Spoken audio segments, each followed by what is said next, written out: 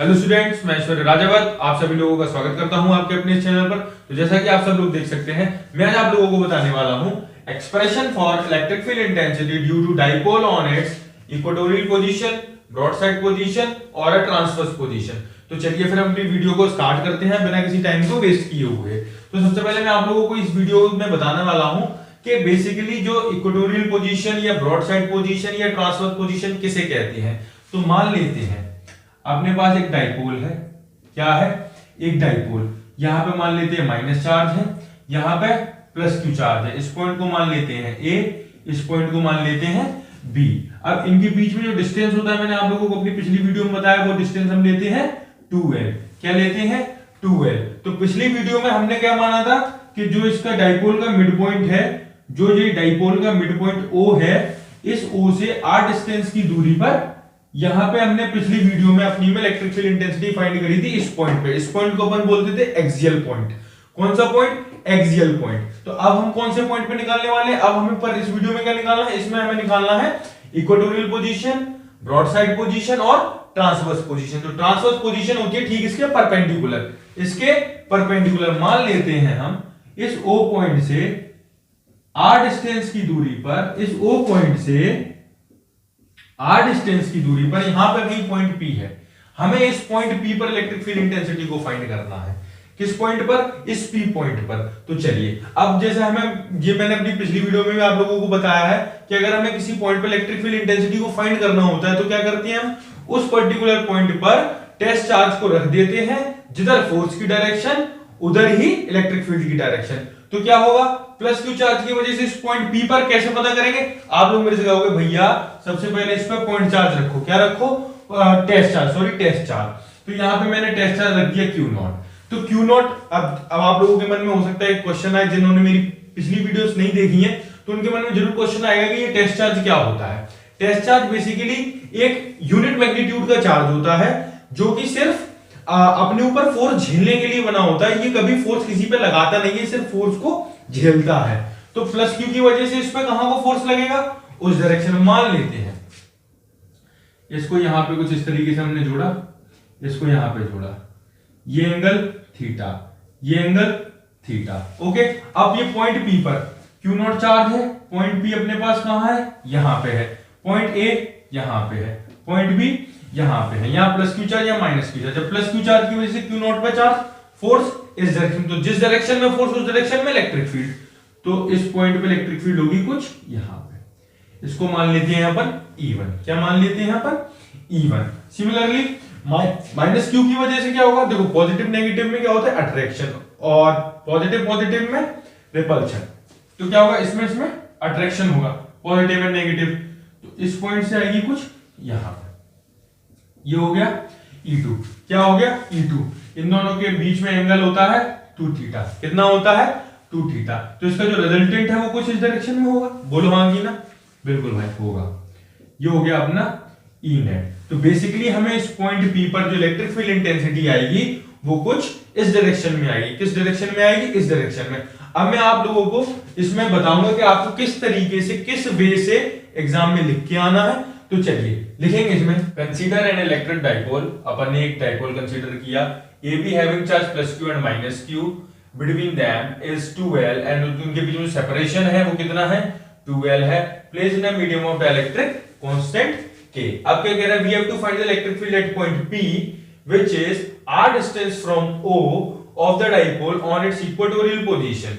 अब देखो, इस फिगर से हम एक चीज को देख सकते हैं कि A की दूरी पॉइंट P तक सेम, सिमिलरली B से P की दूरी भी सेम है।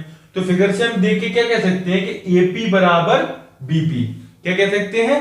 AP बराबर BP। बिल्कुल भाई, बिल्कुल कह सकते हैं ना? बिल्कुल साहब, बिल्कुल कह सकते हैं। अब हम क्या निकालेंगे? पॉइंट P पे इलेक्ट्रिक फील्ड की direction. Hence electric field intensity या electric field at point P due to plus Q। तो प्लस Q की वजह से इलेक्ट्रिक फील्ड कितनी होगी? तो आप लोगों को पता है कि पॉइंट चार्ज की वजह से किसी डिस्टेंस किसी पॉइंट P पर जो इलेक्ट्रिक फील्ड का फॉर्मूला होता है वो क्या होता है KQ/R²। तो यहाँ पे मैं इस फॉर्मूले को लिख देता हूँ यहाँ पे कि अपन कौन सा फॉर्मूला यूज कर रहे हैं इसमें अपन एक तो फॉर्मूला E बराबर KQ/R² यूज कर रहे हैं, जहां पर जो है K की वैल्यू है 1/4πε0K, जहां पे जो K है वो डाइलेक्ट्रिक कांस्टेंट है। ठीक है, तो electric field at point P due to plus Q charge की वजह से पॉइंट P पर क्या है तो आ जाएगा, तो E1 बराबर E1 है ना पॉइंट चार्ज प्लस Q की वजह से, तो E1 बराबर 1/4πε0K, क्योंकि डायरेक्ट्रिक कांस्टेंट K में है, Q/में R²। R क्या होता है दोनों चार्ज के बीच का डिस्टेंस, तो इनके बीच का डिस्टेंस कितना है AP, कितना है AP का स्क्वायर, AP का square. Similarly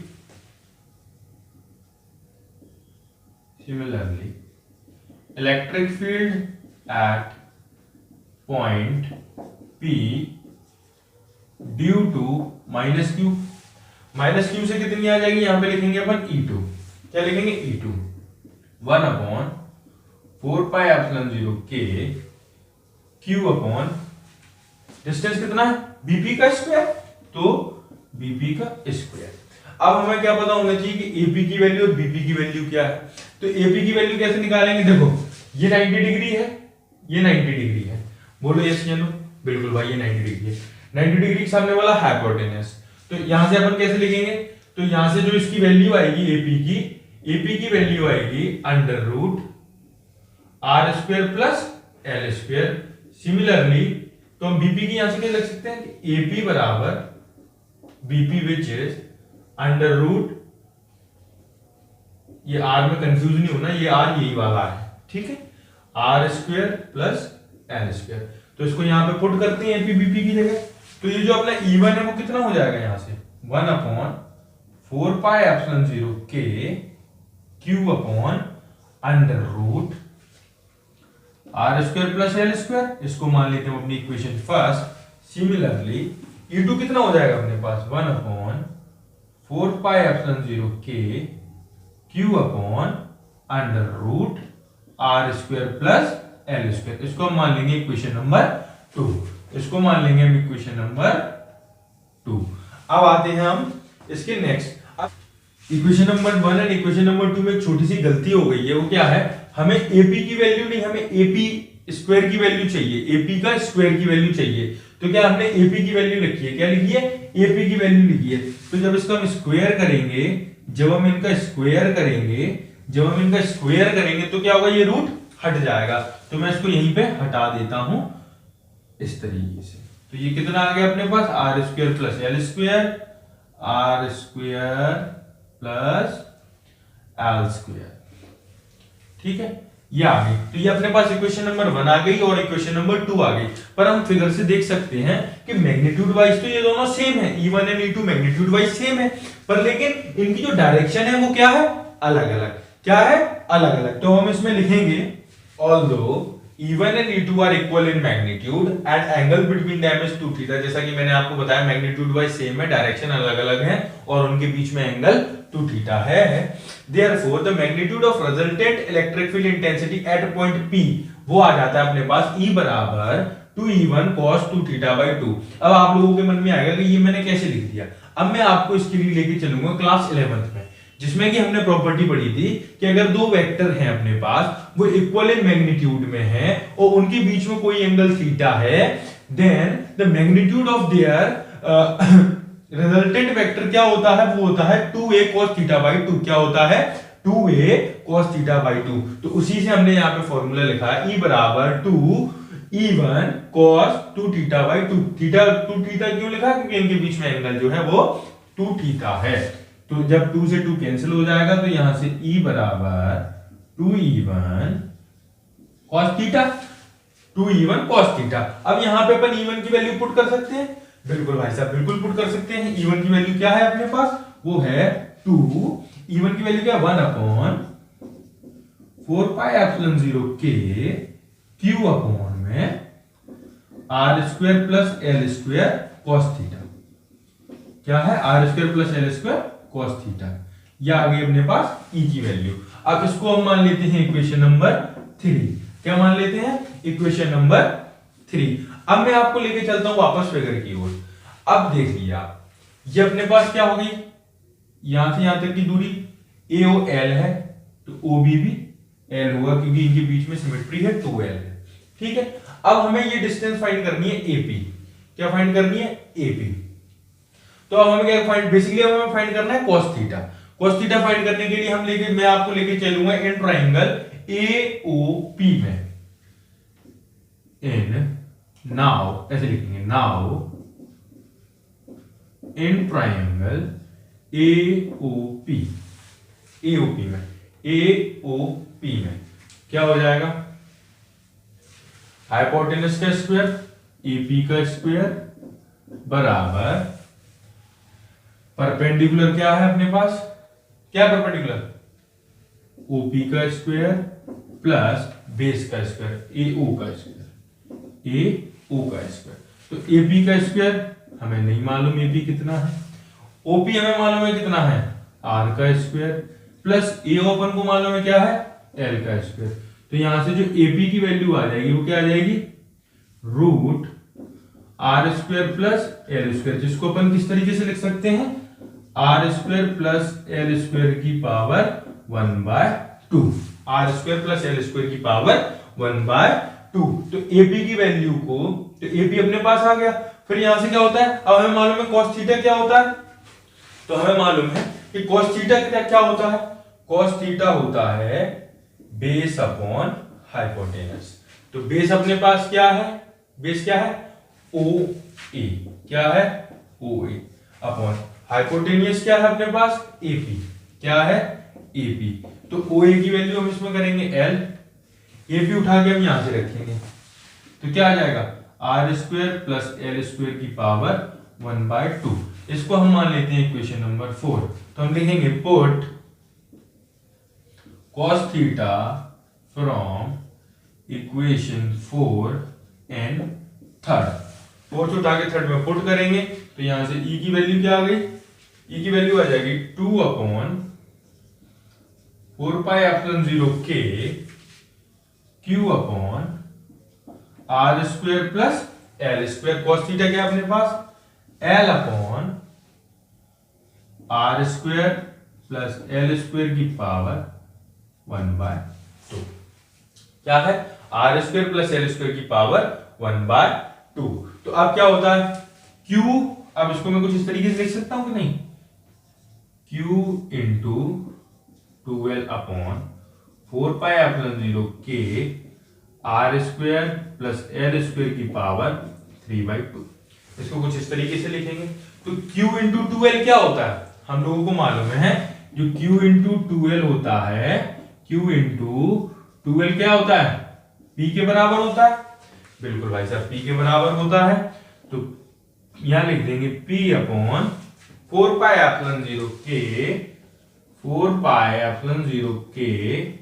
R square plus L square की पावर 3/2। क्या आ रहा है ये, E नेट, क्या आ रहा है, E नेट, पॉइंट P पर E नेट। तो अब अपन यहां पे लिखेंगे फॉर, अगर ये सिस्टम पूरा एयर या वैक्यूम में, for air and vacuum K equals to 1, जो डायरेक्टर कांस्टेंट उसकी वैल्यू कितनी हो जाती है, 1 हो जाती है। तो यहां से अपन लिख सकते हैं E बराबर 1 अपॉन 4πε0, K की जगह 1 हो गया, P अपॉन में R square plus L square की पावर 3/2। तो क्या हो गया, यहां पे P क्या है, electric dipole movement, electric dipole moment, ये क्या है, इलेक्ट्रिक डाइपोल मूवमेंट है। अब क्या है, अब इसमें आगे देखेंगे हम, इसकी जो यूनिट होती है वो क्या होती है, न्यूटन पर कूलम। तो चलिए अब अपन इसमें आगे देखेंगे क्या है। अब मान लो क्या है, ये जो डाइपोल है, डाइपोल से पॉइंट P की दूरी काफी ज्यादा है। मैं क्या कहने चाह रहा हूं, अगर हम R को बढ़ा दें, R को हम बढ़ा दें, R को हम बहुत दूर तक ले जाएं, काफी बढ़ा दें, तो जो L है, जो ये L है वो नेग्लेक्ट हो जाएगा। लिखेंगे if R is greater than L। अगर R बहुत बड़ा है L से तो यहां पे L को हम कर देंगे L शुड बी L, देन L should be neglected, L should be neglected. जब हम L को नेग्लेक्ट कर देंगे तो क्या आ जाएगा, E बराबर 1/4πε0 P अपॉन R स्क्वायर की पावर 3/2। तो स्क्वायर से स्क्वायर एक गया तो यहां आ जाएगा 4πε0 P upon 4πε0 P upon R cube. ठीक है, तो ये अपना आ गया E net at point P। E इसको ठीक से लिख देते हैं, E net at point P। ये अपना आ गया E नेट। क्या आ गया, E नेट। इसको मान लेते हैं नोट में लिख लो इस चीज को, नोट। ठीक है, नोट लिख देते हैं इसको। तो अगर R बहुत ज्यादा होगा L से तो क्या होगा, हम L को नेग्लेक्ट कर देंगे। जब हम L को नेग्लेक्ट कर देंगे तो कुछ E नेट अपने पास ये आ जाएगा। तो मैं आशा करता हूं आपको ये मेरी वीडियो अच्छी लगी होगी, और अगर आपको ये वीडियो अच्छी लगी हो तो आप चैनल को लाइक कीजिए, शेयर कीजिए और सब्सक्राइब कीजिए, जिससे कि मैं आपके लिए और अच्छी वीडियो आगे आपके लिए अपलोड करता रहूं। तो तब तक के लिए thank you and goodbye. फिर हम मिलते हैं अपनी नेक्स्ट वीडियो।